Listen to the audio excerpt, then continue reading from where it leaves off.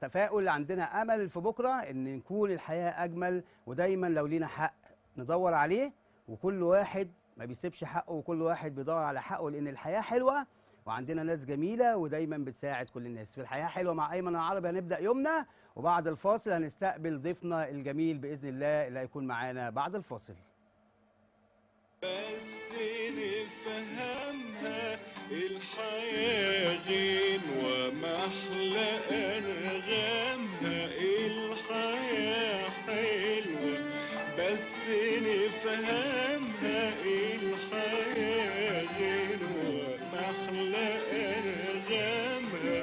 ارقصوا وغنوا وانسوا همومها، الحياة حلوة الحياة حلوة.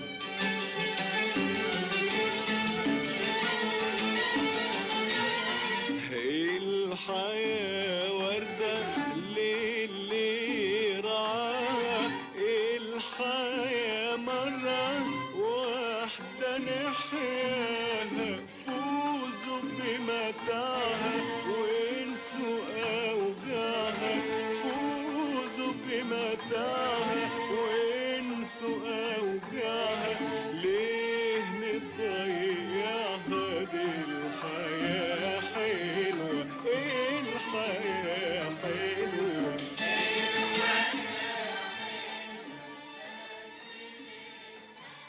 ورجعنا لكم بعد الفاصل، والحياة حلوة مع أيمن العربي. وقبل ما استقبل ضيفنا بشكر مخرجنا الجميل محمد دياب ورئيس التحرير الإعلامي عصام عطا، اللي النهارده بيعملوا لنا أحلى شغل في الحلقة بإذن الله. هيكون النهارده معانا هنقدم ضيفنا، معانا الأستاذ مصطفى محمود. أهلا بيك يا عم مصطفى، منورنا في برنامج الحياة حلوة. اهلا وسهلا يا فندم، كل سنه وانت حضرتك طيب.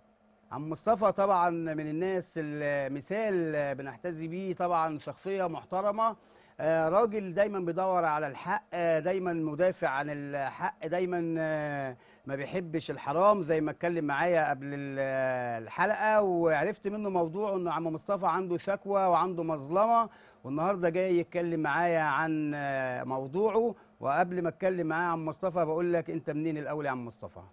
انا مولود هنا في علي شبرا، صوتنا بس شويه يا عم مصطفى شويه. والدي من هنا وانا مولود في شبرا الخيمه ومتربي في شبرا الخيمه. يعني انت راجل صعيدي في الاساس، والصعيد دول ناس جدعان وناس من الاشراف، الاشراف كمان، يعني حاجه من عظماء الصعيد يا عم مصطفى. الحمد لله. فالناس دي اتربت تربيه دينيه، اتربت